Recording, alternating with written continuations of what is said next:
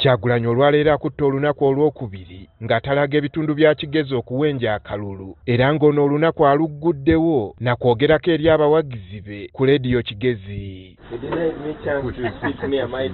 Ono azzeemu ebibuuzo ku butya bw'ateeseteese okulaba ng'akyusa obuweereza mu ggwanga lino. Zolina kulwanyisa eyo corruption ono naddala mu ggwanga lyaffe eryo Uganda. Corruption eyo tugenda girwanyisa by stamping our foot down. Tutandikira kweyo abo ba big fish okukwatanga okungobye sente z'omusolo tetugenda kutira muntu kuliiso. Wadde ku leediyo tamazeewo bbanga ddene wabweru waayo abawagizi babadde bamulinze. Abaana abali talent eri wano ne batwala mu Northern Uganda ne babajja mu Northern Uganda ne babatwala mu Central Uganda ne babajja mu Central Uganda. Poliisi oyinza okugamba kino kibadde kigikwasa obusungu era eyanguye mangu okubagobawo kyokka nga eringa esiiwa ensaano ku mazzi. Ogamba twanga musango okumuwa yewa abaajanga tebatugoba balasitama temuva wano tupakinga wano ku state. Abawagizi be era basazeewo okumugoberera naddala aba boodabooda kyokka eby'entambula oyinza okugamba bizibuwaddemu anti nga bulijjo ababadde bayerulira Kyagulanyi ekkubo b'oyinza okuyita abakuumi bo baba foot soldier tabadde nabo. Poliisi egezezzaako okukoma ku baboodabooda okubalemesa okutambula ne Kyagulanyi. Wakati mu lugendo ng'ayita ku ssomero St. John's Secondary School, abayizi b'essomero lino badduse mu bibiina ne beeyiwa mu kkubo buli omu ng'ayaayaana okusemberera Kyagulanyi.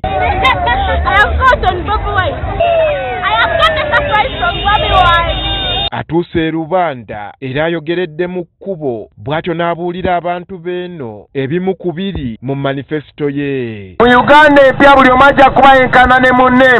Mu Uganda empya tewajja kubaawo kusosola mawanga.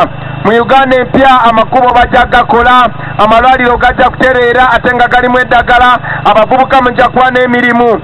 Kati eno Kigezi tourism yandibadde yaleeta dda ssente. Mu ngeri y'olusaagiriro Kyagulanyi awanjagidde ab'ebyokwerinda okumanya nti nabo bantu baleme okubayisa ng'ekyokuttale. Tujja bongeza omusaala temutukuba nnyo mwana tulwanirira mmwe. Mubagambe temutubonyabonya nnyo twagala uniform ebeere ng'eweebwa ekitiibwa. Kale ne bwe baba bazi order temutukuba nnyo mwana tuli bakyali bammwe. Ono yeeyongeddeyo mu ttawuni y'e Rubanda era nga n'abeena ayogedde nabo n'abeebaza obuvumu bwe bamulaze ne batatiisibwatiisibwa okumwaniriza. Ate mu ddwaliro bagenda kubeerayo eddagala. Bwe tunakyusa gavumenti tebagenda kuddamu kutubba mukola enguudo zaffe tugenda zikola. Eno kati kambabuulire mu Kigezi tewaliyo site naye nga ssaawa zino Kabale ebadde ina kubeera site. Nga bw'ebadde enkola ye Kabiite w'Ebbabiitu ng'abadde tamuva ku lusegere okumupererezaako abantu b'omu bitundu by'eno okumulonda. Kumulaza mu irwaliro mu Uganda ensya nimuza kusangayo emibazi. Kumulazaala abaana banyu mu Uganda ensya tibarafe muri kubazaala nimwe timurafe muri kuzaala. Kyagulanyi obwedda agenda ayogerako eri abantu okubadde n'abaana b'amasomero bakuutidde okukula nga balina omwoyo gw'eggwanga. I want you to know that you can be anything you want in life. Me, I was born in the ghetto. I grew up in poverty, but here I am. I am going to become president. And when I become president, all of you, your dreams are going to be valid. So when you are in class, think about your country, think about your future. I want you to believe in yourself. Wabula kamera yaffe erina emu ku mmotoka gyezze yeetegereza ng'eno ebadde terina nnamba ng'ebadde erondoola Kyagulanyi okuviira ddala olunaku olw'eggulo. Kyagulanyi abadde akyuka okwolekera ekisolo emmotoka eno n'ezimu ku ezo ze twetegerezza tuzisanze mu kibangirizi nga zikuŋŋaanyirizzaawo abavubuka.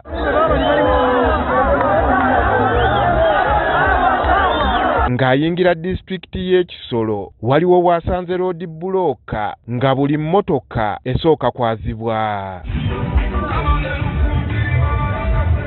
Kyagulanyi Kisolo agiyingidde mu nkuba.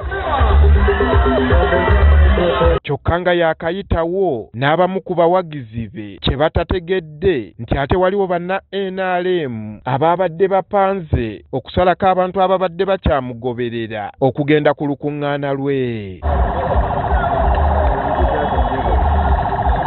Emu ku mmotoka ebaddeko ennamba za bulijjo yeekiise mu kkubo wakati nga wabaddewo ne bakanyama ababadde bambadde obukookolo nga kw'otadde n'ababadde mu tishaati za NRM nga tebakkiriza muntu yenna kusala kugenda wa Kyagulanyi. Oluvannyuma lw'akaseera nga bano bamaze okukakasa nti Kyagulanyi atuuse wagenda okukuba olukuŋŋaana lwe, bagguddewo ne beeyongerayo nga naye tebakkiriza abayitako. Kyokka wadde abawagizi babadde batangiddwa okugenda ku lukuŋŋaana luno, waatuukiddeyo ng'ekisaawe babadde baatuuseeyo dda. Kyagulanyi okusaba bano akalulu akikoze ne mukyala we. Ensinondika Kisoro eyina shopping ezo eyina kuba eyina gavumenti eri kwijukya abantu bwe teri kuhinganiza kwera kandi babalondera obutale bw'ebyo bimuli kuyiga. Abantu bava mu mawanga gonna, bava Amerika, bava Europe, bava Ebwarabu nga bazze wano kulaba ku birungi Katonda bye yatuwa, naye tourism industry yaffe eri wansi kubanga omuntu atufuga talina style, talina birowoozo, talina idea. Abantu b'Ekisolo abategeezezza nti ebbanga libadde ddene ng'abakulembeze babawuddiisa ne balemesebwa okwesalirawo nga kati ke kaseera nabo okuzibuka amaaso. Museveni amaze ebbanga ddene ng'alimba abantu nti eno Ekisolo afuna 100%, naye nga kituufu ekyo. Alimba. Ono abasabye bamuwe obwesige abalage bw'asobola okukyusa ekitundu kyabwe. Kunooko guwedde najjako wano ne famire yange ne tugenda mu Gahinga nga twagala okulaba enkime eziri golden, abantu bonna ze bajja okulaba. Ne ndaba tourist roads, ne ndaba amakubo, ne ndaba oluguudo olugenda mu Gahinga. Ne ngamba sengambadde pulezidenti bannange. Kati olunaku olw'enkya Kyagulanyi waakubeera mu bitundu by'e Kannungu ne Rukungiri. Andrew Kaggwa, Agafeeyo, Spark TV.